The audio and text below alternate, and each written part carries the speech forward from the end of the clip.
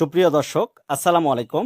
আপনারা দেখতে পাচ্ছেন এটা কিন্তু বাড়ি এক জাতের আম। অনেক সুন্দর।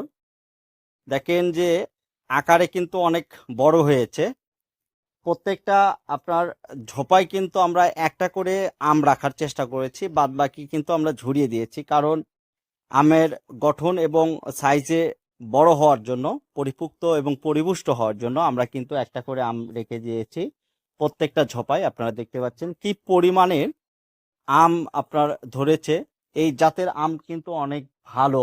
যারা আপনারা ভিডিওটা দেখতে পাচ্ছেন অবশ্যই সবার মাঝে শেয়ার করার চেষ্টা করবেন।